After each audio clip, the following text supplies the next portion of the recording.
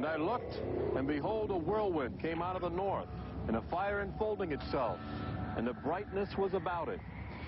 Also out of the midst thereof came the likeness of 4 living creatures. And when the living creatures went, the wheels went by them. And when the living creatures were lifted up from the earth, the wheels were lifted up. For the spirit of the living creature was in the wheels. Ezekiel chapter 1. There have been reports of alien encounters throughout recorded history, often buried in the obscure poetry of mystics. But since the end of World War II, alien encounters have adopted a darker, more menacing demeanor. No longer just spirited lights dancing in the sky, UFOs turn more brazen, announcing themselves with surprising ferocity. Most alien activity on Earth in this century seems to have been sparked by the single most profound technological achievement in human history.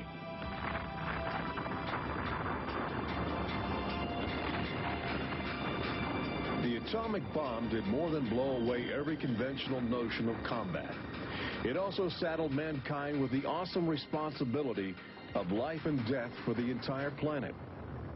But what the world didn't know in 1945 was that the atomic bomb's brilliant burst of energy would also be mankind's cosmic calling card, announcing to the universe that a technological society had evolved on a small blue planet in the backwaters of the stars. So as the world celebrated the war's end in 1945, aliens who heard man's atomic trumpet were already charting their course towards Earth, responding to our open invitation. As early as 1947, the large alien ships began to arrive, navigated by living creatures.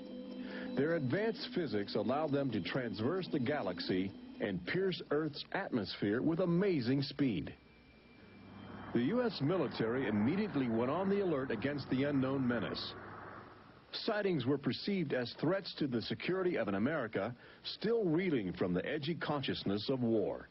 And the sightings were taking place all across the country. I glanced up and there were 3 flying saucers in a V with what appeared to be a dome on the top with, I can't be sure, but I believe I saw the sun glinting off of windows or observation portholes of sort. I think it was from outer space, but friendly.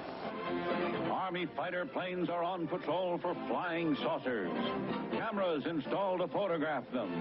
Portland, Oregon, the area from which came the first weird reports. This flying saucer patrol shows how the Air Forces, while not putting too much stock in the mysterious things in the sky, are investigating. The control tower's in touch and on the watch. So are a whole lot of people these days. They're seeing flying saucers everywhere. Flocks of fantastic discs flying through the air. But the military finally had to admit that something was happening that they didn't understand, offering their first and only public statement on the UFO phenomenon. The recent sightings are in no way connected with any secret development by any agency of the United States. They weren't always called flying saucers. Some reports claim they resembled other household objects. The public was fascinated and anxious to make contact. But our official response remained aggressive, sometimes sparking deadly games of high-speed, high-altitude cat and mouse. National Guard Captain Thomas Mantell played that game and quickly became a grisly statistic. His last words, as Mantell soared at an altitude of 20,000 feet, are a chilling commentary on the power of the alien ships. I'm closing in to take a look. It looks metallic and of tremendous size. It's going up now as fast as I am. That's 360 miles per hour. I'm going after it. Moments later, Captain Mantell's mission had ended. Occasionally, the tables were turned. More than one alien craft crashed and was recovered for secret U.S. military research. The most famous case took place in July of 1947, just outside the community of Roswell, New Mexico. Famous because local officials openly admitted they had retrieved an alien ship before their commanders instructed them to keep the story confidential. What you can't explain, they reasoned, you must deny. July of 1947, the Army Air Forces at Roswell announced we had captured a flying saucer. You can say our government announced in July of 1947 they had a flying saucer. 3 hours later, they announced, no, it's really a weather balloon. The officers at Roswell made a mistake. But our government has come forward and said, yes, we had a flying saucer. Then they took it back. Any one of your viewers can go back to the newspapers on July 8th, July 9th of 1947, and just front page headline after headline that the government had captured a flying saucer. Don Schmidt from the Center for UFO Studies in Chicago is convinced that the Roswell case is the linchpin in America's ongoing alien cover-up. We have over 550 witnesses. They were there. They handled the debris. They saw the craft. They saw the bodies. They handled the crew members of that craft. And invariably, they all say, this was not from this earth. This is the actual site where the Roswell saucer was discovered, along with the bodies of 3 extraterrestrial missionaries who didn't survive the collision. The debris and the dead were impounded and taken away for top-secret study, while a classified investigative committee called the Majestic 12 was organized by President Truman. And a government cover-up was initiated with a calculated disinformation campaign. The military, I know for a fact, has established what's called disinformation programs, officially sanctioned deception programs. This is covered by a regulation at Department of Defense level that's secret. This is the case with the unidentified flying objects. I cannot say that the Roswell incident was a cover-up, but I can certainly say that the government back then and today acted like it was a cover-up and has been subject to being accused of a cover-up. The flying saucer debris at Roswell was attributed to a downed weather balloon. There was no explanation for the alien body parts among the wreckage. Before long, other sightings were dismissed as optical illusions caused by electrified swamp gas, with elaborate demonstrations staged for newsreel cameras to back up the claim. But while the Pentagon refused to publicly admit aliens had arrived on Earth, their top-secret internal memos told a different story, even detailing the various ships and the creatures they had autopsied. Meanwhile, the American people fell in love with flying saucers, sensing something playful in their alien design.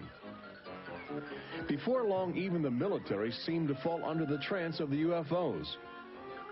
Government inventors began to mimic what they were seeing in the sky, in a strategy to stumble upon the secrets of advanced alien technology. These rare films chronicle those primitive efforts. At a symposium conducted by Princeton University, weird and wonderful flying machines developed for the Army go through their paces. The flying scooter, for instance, with only a 7-horsepower motor. Or this flying what have you. Just count your fingers after starting the fans.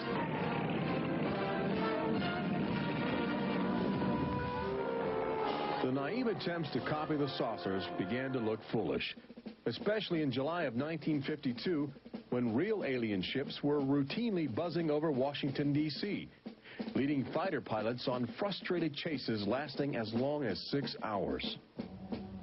It was the first time since the War of 1812 that our nation's capital had been successfully invaded by a foreign power.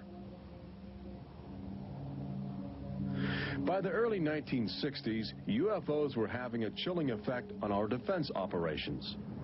Their tremendous speed often caused them to be misidentified as incoming intercontinental ballistic missiles, putting American air bases on red alert. There needed to be some way for the U.S. and the Soviets to distinguish between nuclear attack and alien visitors. The weapon is installed in the Pentagon, but it's a weapon of peace. This is the teletype that will operate at the U.S. end of an open line to Moscow. This link, it is hoped, will help avoid misunderstandings that could possibly trigger a catastrophe. Now, a president could be in touch with the Russian premier in a matter of seconds. The plot line between Moscow and Washington was set up so they could go ahead and make last-minute pleas that we're not attacking you and you're not attacking us. The purpose for this was to ensure that a nuclear war would not be touched off by a UFO appearing on the scopes and being mistaken for enemy aircraft.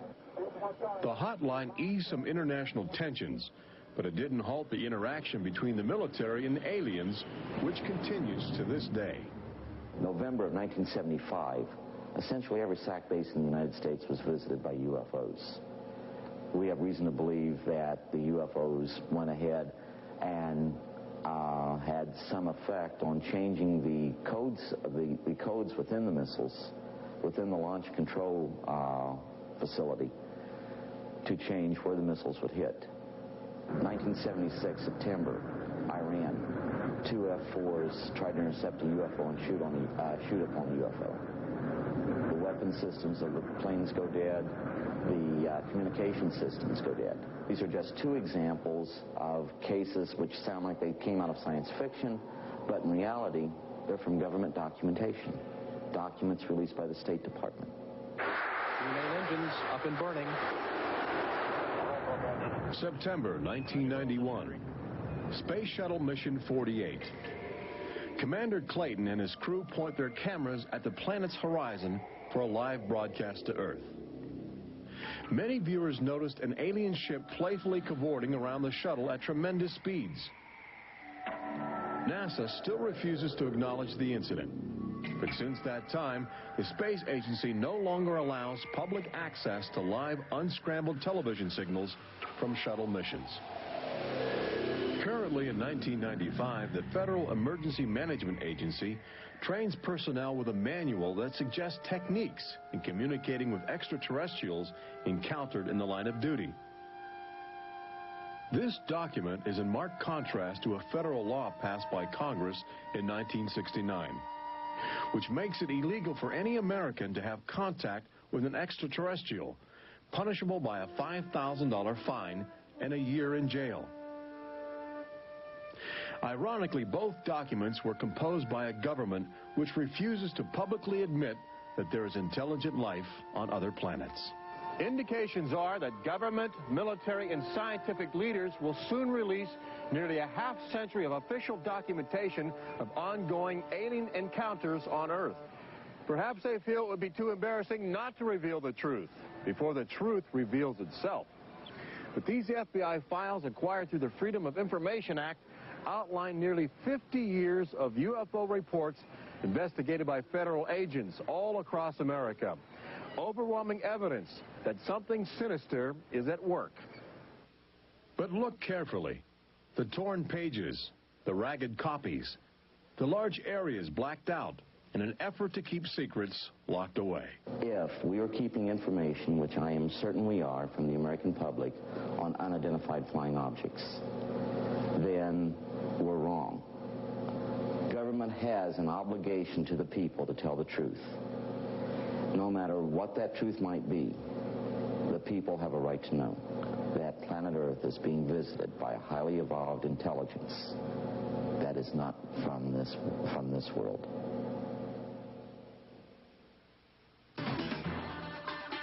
When we return, meet the people who have already experienced disturbing contact with creatures from another world. They don't ask permission, they take you. See how government is monitoring mutant life forms which have already staked their claim on planet Earth. And join Robert Urich on the fringes of the future in Walt Disney World's Magic Kingdom as Disney Imagineers prepare the public for their inevitable alien encounter.